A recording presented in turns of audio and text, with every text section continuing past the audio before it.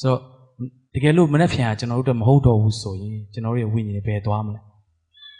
ကျွန်တော်ကိုတွေ့ဆိုတဲ့သင်လေးတို့ကျွန်တော်အဲ့ကနေအပြန်မှာကျွန်တော်ရေးခဲ့ပါတယ်မနှက်ဖန်ကြရင်ဘာလုံးမဲကိုစိတ်ကူးနဲ့အစီအစဉ်ဆွဲ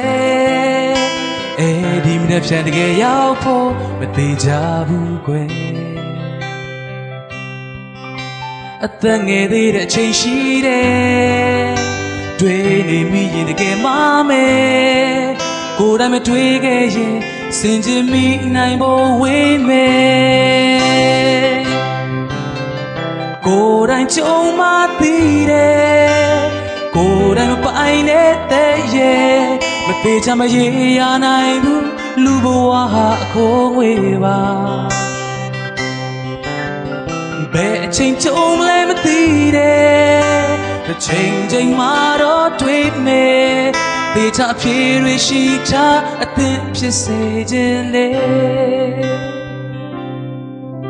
မနှက်ဖန်ကြရင်ဘာလုံးမဲ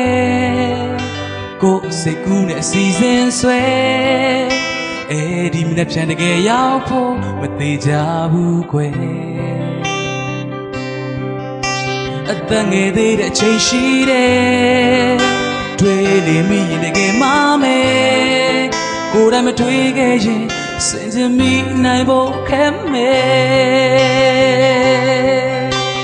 ကိုယ်တိုင်ကြုံမှသိတယ်ကိုယ်တိုင်မပိုင်တဲ့ရဲ့မသေးချမရေရနိုင်ဘူးလူဘဝဟာအခိုးငွေပါဘယ်အချိန်ကြုံလဲမသိတယ်တစ်ချိန်မှတော့တွေ့မယ်သေချာဖြေရရှိတာအသင်ဖြစ်စေခြင်းလေ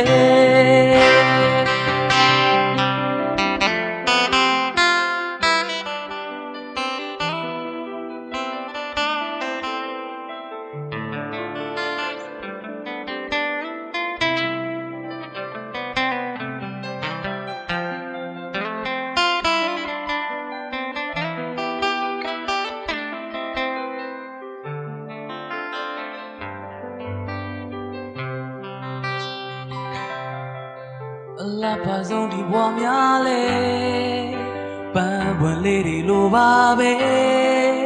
ခဏဒါလေးသာပွင့်လန်းပြီးကြွေရအောင်မယ်အညာရဲ့လေးနဲ့ကုန်ဆုံးရဲ့ညမောင်သူကိုကြုံရမယ်ကိုယ်တိုင်မတွေ့ခဲ့ရင်စင်ချင်မိနိုင်ဖို့ဝေးမယ်ကိုယ်တိုင်ကြုံမှသိတယ်ကိုယ်တိုင်မပိုင်တဲ့ရဲ့မသေးချမရေရနိုင်ဘူးလူဘဝအခိုးငွေပါဘယ်အချိန်ကြုံလဲမသိတယ်တစ်ချိန်မှတော့တွေ့မယ်သေချာဖြေရရှိတာအသင်ဖြစ်စေခြင်းလေကိုယ်တိုင်ကြုံမှသိတယ်ကိုယ်တိုင်မပိုင်တဲ့ရဲ့မသေးချမရေရနိုင်ဘူးလူဘဝဟာအခိုးငွေပါဘယ်အချိန်ကြုံလဲမသိတယ်တစ်ချိန်မှတော့တွေ့မယ်